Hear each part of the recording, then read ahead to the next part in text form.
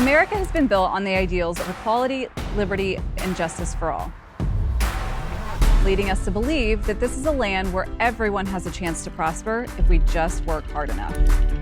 Somewhere along the line, these values have gotten muddled, proven false for some but not others, or worse, lost entirely. But what if we actually became who we said we are? What if we went back to the beginning in an effort to rebrand America? We will explore how Americans can shift their behavior to become the nation we've always aspired to be. It starts with us. With each individual shift, we can collectively turn America into the promise of an experience worthy of everyone.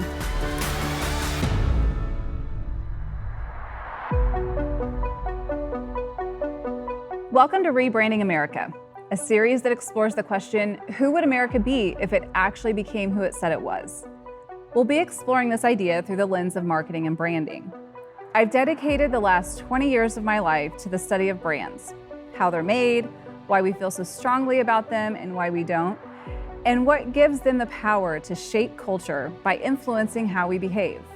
In the past decade, I've guided nearly 200 brands through a process that gives them the language to define what they stand for. Here's what I've learned. A brand is the promise of an experience. In the first episode, I laid the groundwork of what makes a good marketing campaign successful.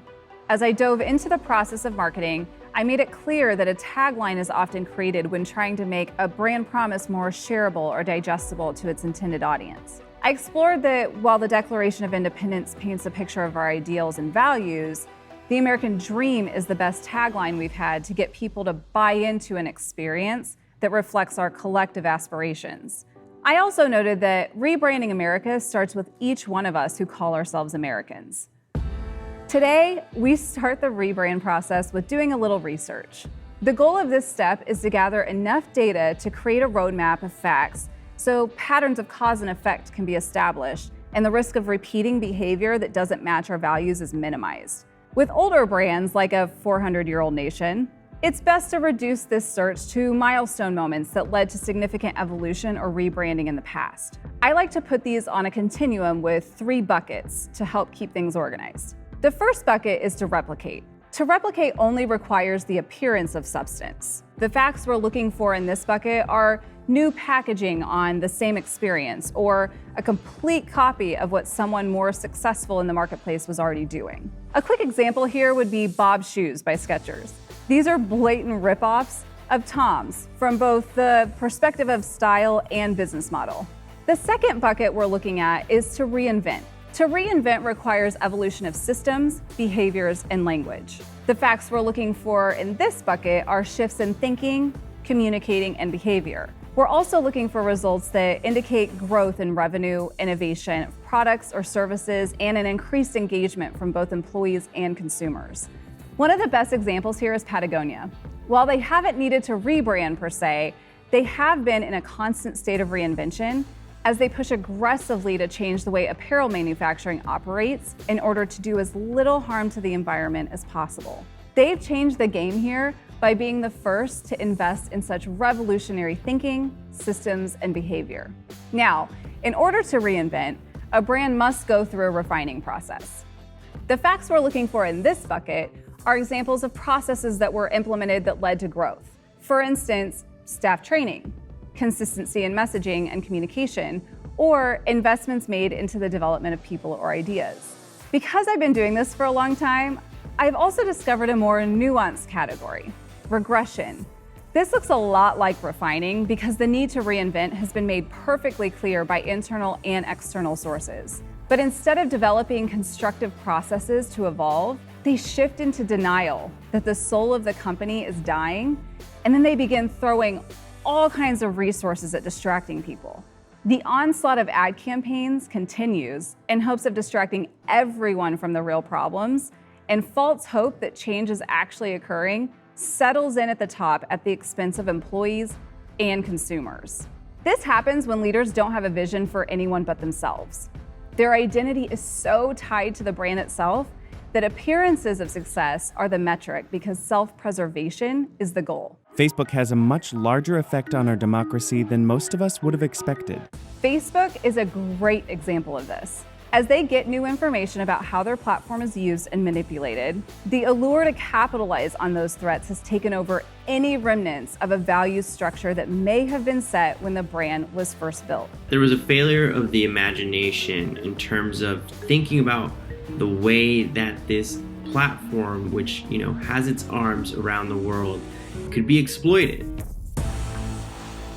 Let's look at how this applies to America and our beloved American dream. Now, to be fair, this idea of appearances and self-preservation is why we, the people, are so afraid to reinvent the American dream or admit that it didn't fully work in the first place. The identities of so many Americans are tied up in this dream. A lot of money, time, energy would feel wasted if we admitted the dream was no longer serving us in the ways we hoped it would. There are key points in American history where we had the chance for complete reinvention that would have offered an opportunity to refine our behavior to match the promise of equality, liberty, and justice for all, found in the expression of the American dream. In fact, Austin Channing Brown points out a big one. The moment Black Americans achieved freedom from enslavement, America could have put to death the idea of Black inferiority. As you know, we didn't. We chose instead to replicate what we had already done and repackage it into new language through Jim Crow laws. Jim Crow laws legalized the segregation of white and Black people. So while Black people had technically been given freedom from enslavement, American lawmakers simply repackaged what slavery looked like by denying Black people access to upward mobility, by literally keeping them separate from where opportunities were. The abolishment of this Jim Crow law of segregation was another opportunity to reinvent ourselves. As Michelle Alexander points out, however, we decided to create a new Jim Crow through mass incarceration under the War on Drugs campaign. In her book, The New Jim Crow, she says, "These new rules have been justified by new rhetoric, new language, and new social consensus while producing many of the same results." These are just two examples of major moments in American history that served as fertile ground for providing equality, liberty, and justice for all, finally becoming who we said we were, but instead opting for replicating poor behavior through the repackaging of the same lack of substance instead. What looks like evolution is just a redesign, not a marker of transportation that leads to reinvention. Now let's go back to our promise of the American dream. When James Adams made it popular in 1931, it signified morality and character. It painted a picture of a meritocracy where no matter your race, age, gender, sexual orientation, working hard is the pathway to opportunity. This, of course, resonated because it echoed the values rooted in our Constitution that had yet to be actualized. We hold these truths to be self-evident, that all men are created equal. This meaning was promoted through the 1960s when Martin Luther King Jr. gave it even more power as he spoke of a vision deeply rooted in the American dream in reference to his I Have a Dream speech. In 1961, Eleanor Roosevelt wrote an article in The Atlantic titled, "What Has Happened to the American Dream?" In it, she warns of America's devastating tendency to replicate other world superpowers as a means to get ahead. She says, "We owe it to ourselves and to the world, to our own dignity and self-respect, to set our own standards of behavior regardless of what other nations do. By practicing what we preach, putting democracy to work up to the very hilt, showing the world that our way of life has the most to offer the men and women and children of all countries, we may regain our lost leadership. Against those mindless millions, we can oppose the unleashed strength of free men, for only in freedom can a man function completely." America was making attempts at matching behavior with words during this period. A century has passed since the day of promise, and the promise is unkept. This is the closest we came on the other side of refining before the American dream was hijacked by home builders. We had to scrimp and save every penny to get the money needed for a down payment on a new home. The home they've always dreamed of, the happiest investment they have ever made. Home builders decided to run relentless ad campaigns during this time to sell homes. From there, a ripple effect into our political system gave way to the American dream being synonymous with home ownership, as seen in the bill signed by George W. Bush, the American Dream Down Payment Act. There has never been a better time to start living the American dream. Even Trump's recent reference to bringing back the American dream is referencing real estate, not equality for all citizens. Words have the power to determine how people choose to behave when an experience is attached. This is why research is important. We have consistently evolved the meaning of the American dream through supplemental campaigns and messaging without actually evolving as a nation. The campaigns aren't working for us anymore.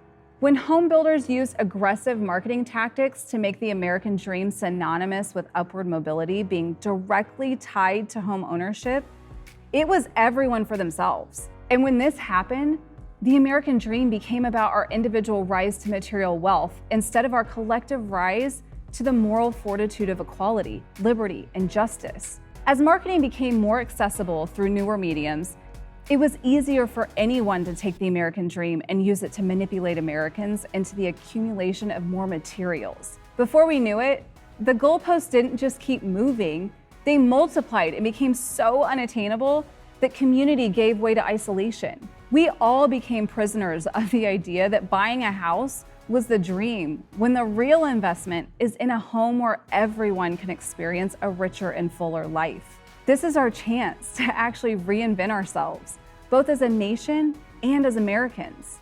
And that's where Americans come in.